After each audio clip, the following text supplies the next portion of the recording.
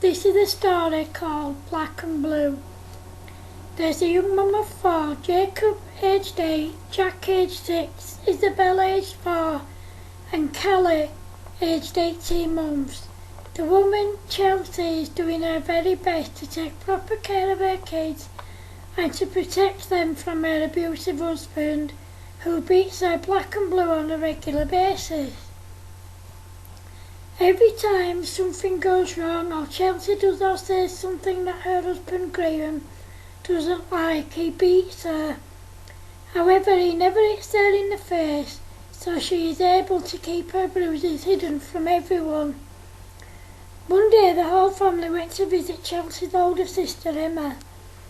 Emma knew that Chelsea wasn't happy and that she was scared of Graham, but she didn't know why.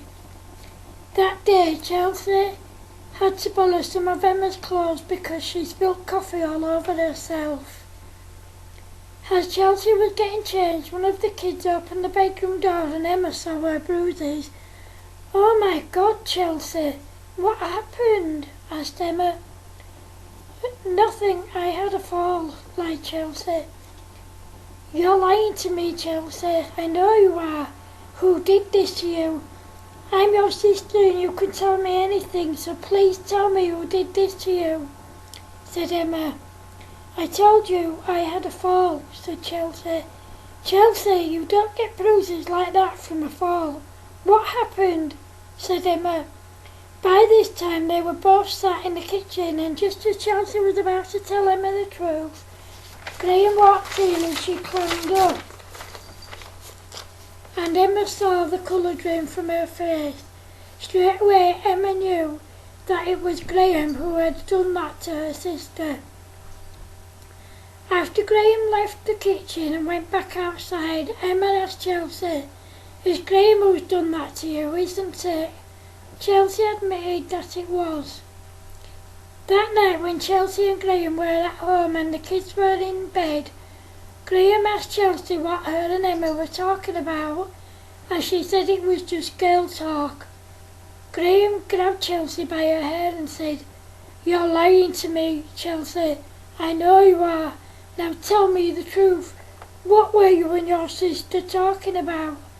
"I told you it was just girly talk," said Chelsea, crying. Graham then said, "You're a liar." Then he punched her in the stomach. Then he said, "Now tell me the truth. You were talking about me, weren't you?" "No, it was just girly talk," answered Chelsea.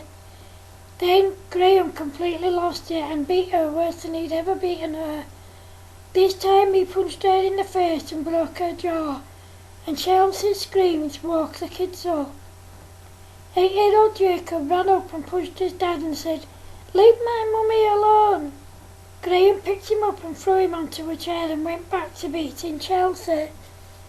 Jacob got up and pushed his dad away from his mum, and Graham hit him with the back of his hand. He then went out to the local pub. It was only 9 p.m. and Chelsea knew that come closing time Graham would go out onto a club. She seized the opportunity to get away. She packed as many of hers and the kids' things as she could, but put the kids in the car and drove to Emma's. When Emma opened the door and saw the state of Chelsea, she took her and the kids in, and Chelsea agreed to get the police involved. The police found Graham at home and they arrested him and charged him with assault and battery.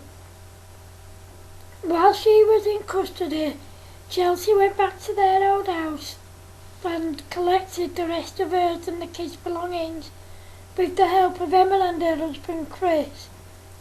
A few days later they moved into a new house. Chelsea had no idea that Graham was watching her every move and following her, even though the police had charged him with assault and battery and released him on bail until his court case. She only realised that he was doing this when she picked the kids up from school and saw him in his car behind her. She kept driving until she thought she'd lost him, and then she turned round and went home.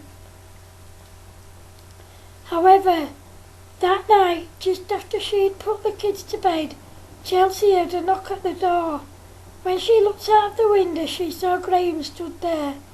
She panicked and tried to hide so he wouldn't see or hear her. Graham knew she was there and he shouted to her, "Chelsea, oh Chelsea, I know you're there, so open the door, Chelsea. Chelsea, open the door, Chelsea. I know you're there, open the door, open the goddamn door." Chelsea refused to open the door and he kicked it in, waking up the kids. Graham had a gun and all Chelsea could do was stand in front of the kids so that he couldn't get to them, but then he shot her in front of them. Little Jacob had already phoned the police and they heard the gunshots and got the paramedics there too. Chelsea was rushed to hospital and the police contacted Emma, who took the kids to her house. She left them with Chris while she went to the hospital to be with Chelsea. The police arrested Graham and this time he was kept on remand for attempted murder. Fortunately, the doctors managed to save Chelsea as she was kept in hospital for 2 weeks. When she came out and the kids went to stay with her and the kids went When she came out, Chelsea and the kids went to stay with Emma and Chris and their 3 kids until she was well enough to go home. 3 weeks later, Graham was in court. He wasn't in handcuffs and he attacked the policeman stood by his side, stole his gun and then he shot and killed 3 people in the courtroom, causing mayhem and panic. During the panic and mayhem, Graham escaped.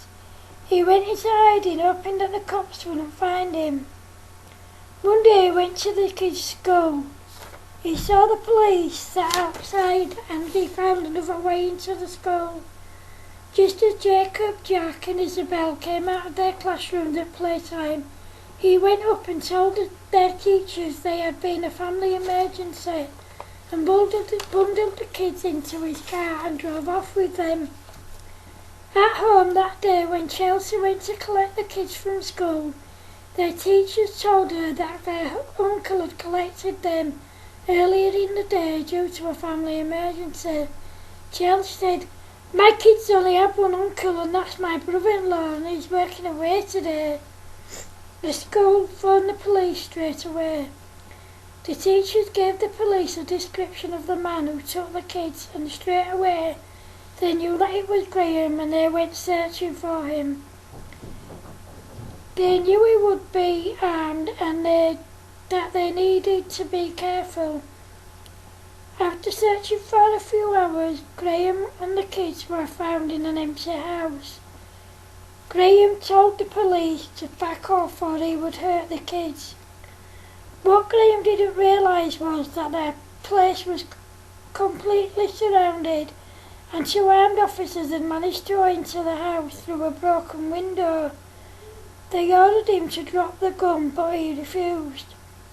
Somehow, Jacob managed to knock the gun out of Graham's hand and all 3 kids managed to escape.